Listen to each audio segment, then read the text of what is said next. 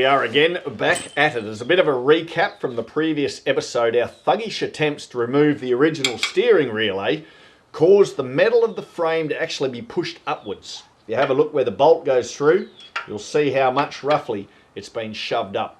We also dented this front crossbar, which is not replaceable. I'm toying with the idea of heating it up and trying to panel beat it back into position. I'm not sure if that's a good idea or not. I'm still procrastinating on that.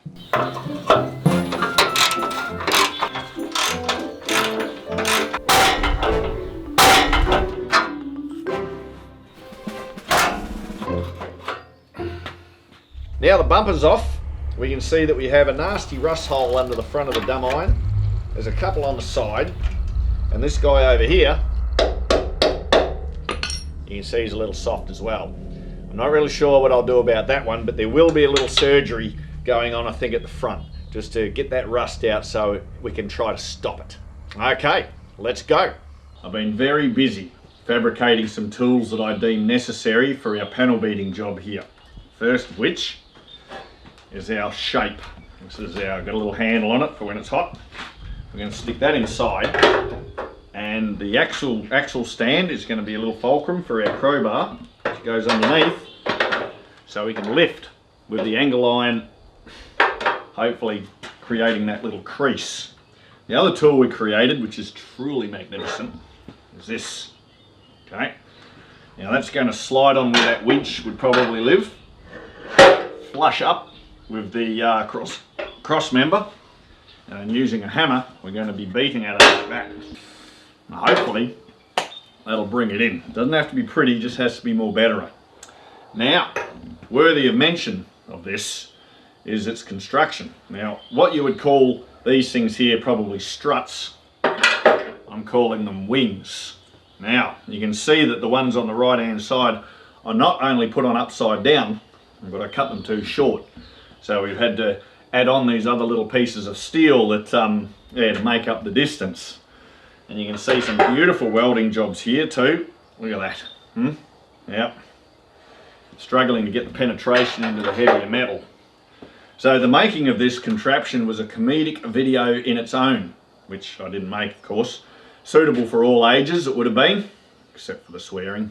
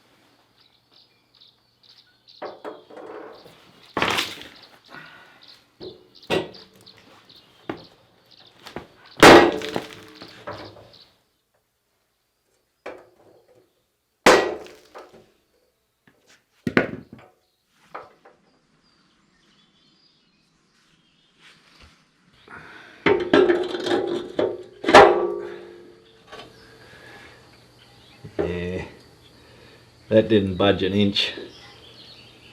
Alright, so I am thinking, rather than risk doing any further distortion and damage, and avoiding having to cut the whole thing out and try to come up with some contraption to reinstall this thing, what we might do is just elongate those holes a little bit so we can fit a bolt through, because this thing, it's not going to go anywhere. It's not going to go anywhere. It's braced in there quite well.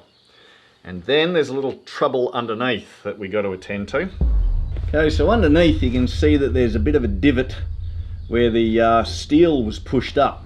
Now on the bottom of this steering relay is this retainer that fits like that, and you can see that it is going to work. And what we just have to make sure is that the 4 little bolts that screw it in are going to be able to come through. So we might just have to drill out the chassis steel there and make them a little larger, and then some of these holes on the retainer might have to be widened or oblonged a little bit as well to fit, but it looks like we'll get away with it.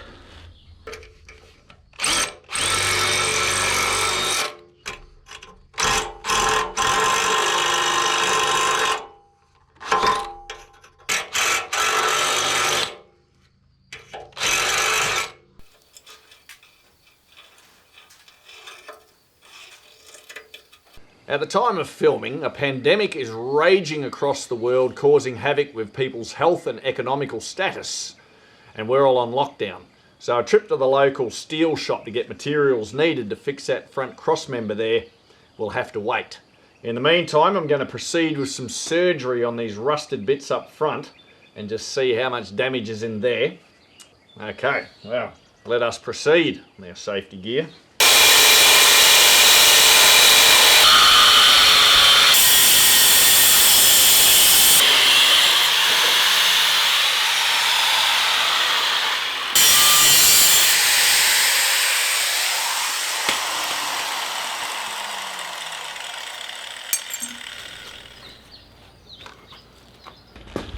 Well, that's promising. We can see some good steel around there. That's good. But there's some really nasty rot in there on the sides. It's going to have to come out. And I think I'm going to have to cut along the side here as well. Take all that out.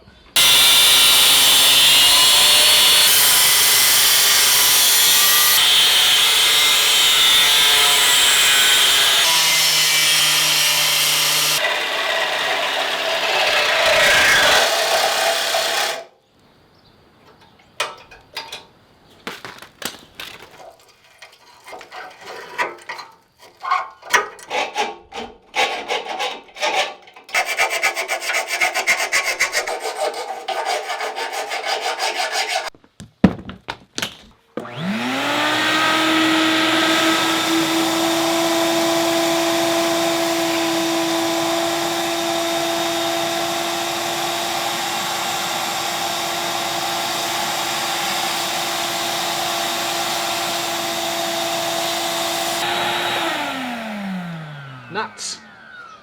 It's probably that rat again. Wonder if I even got rid of him. Fuck it.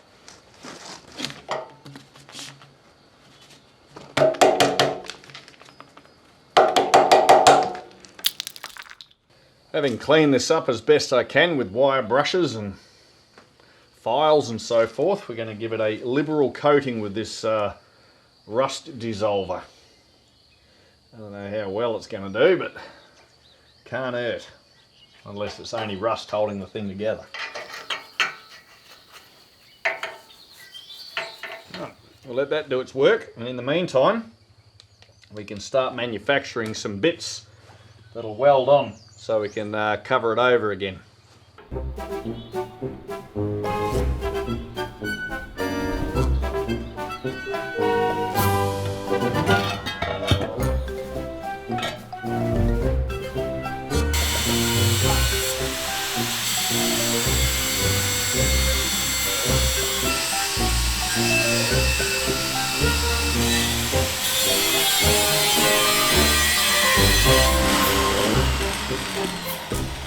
Alright, cutting my little pieces here is quite tricky, because even though the angle grinder's blade is really thin, it can still take a couple of millimeters off the cut, and then you find out that you're too short. So I'm cutting on the outside of the line and then using the grinding wheel to bring it down to spec. is my first piece here. It's got those little grooves in it. I don't want to interfere with the bolt holes that hold on the, what do you call it, the bumper bar. It slots in like this,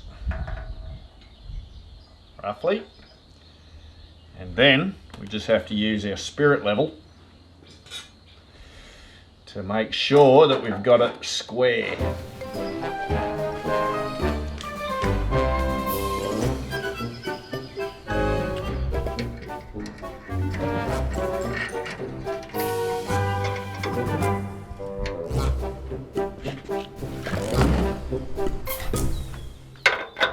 Luckily for me, throughout the course of these films, my reputation as a mechanic has been completely destroyed. So it is that if I stuff this job up, it's kind of what you're expecting. That's a good thing about keeping the bar low. With low expectations, I can easily live up to them or surprise you. Rightio, we're using the MIG gun. So we've got gas for this. Well, we've got a gas cylinder, it's got no gas in it, so I'm using the flux core wire, 0.35, with our diode set up correctly. I hope, we'll find out. And we're about to do some preliminary hold in place welds.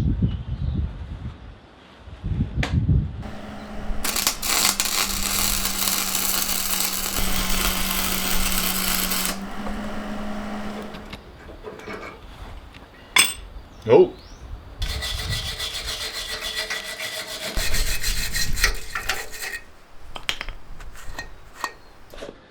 I'll put a little bit of this anti-splatter goop around the edges.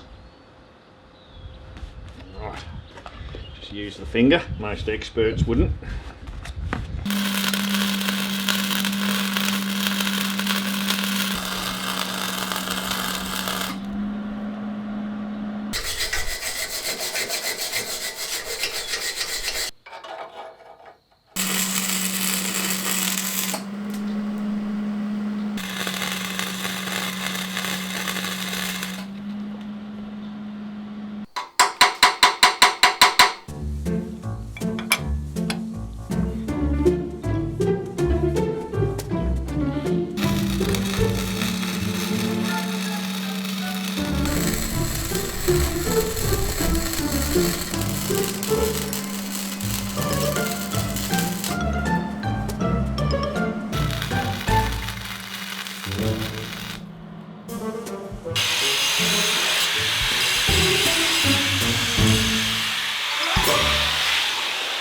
Now there it is in all its glory, finished. Yeah, I envision this to have gone a lot worse.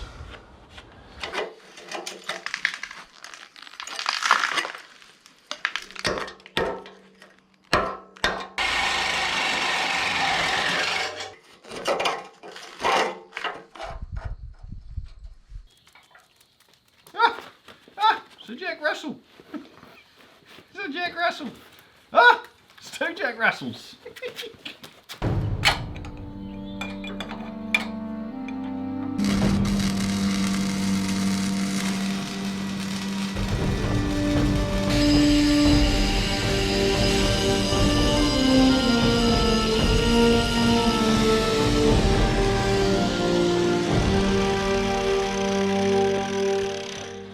So here we have the steering box contraption out. We've got a dust cover up the top here. We've got the outer column where here it joins up to the steering box. And in that connection there, you're going to find, I suspect, a couple of paper washers sandwiching a shim. Likewise, down the end here, we'll see the same thing. So carefully, we're going to take off this outer cover just in case something explodes. It's not uncommon in this workshop for things to go flying, never to be found again.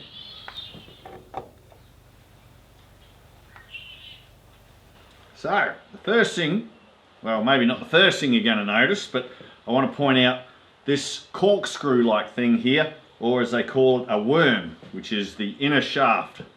So, if I turn this one way or the other, you can see that this corkscrew drives what's called the main nut, which is in there, and that in turn drives the rocker shaft, which then creates the spinning underneath here, which helps with the steering. It doesn't help, it drives it. Alright, Now the main nut, which is this one, is held in place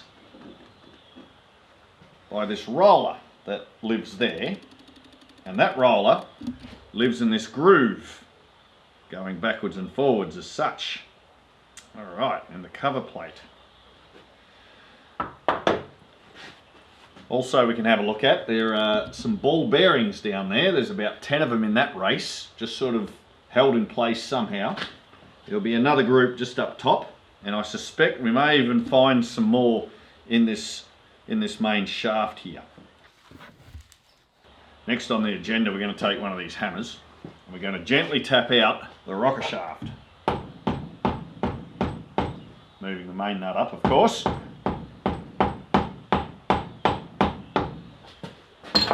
Alright, that'll slide out. Put that somewhere where we won't lose it, and it will be cleanish.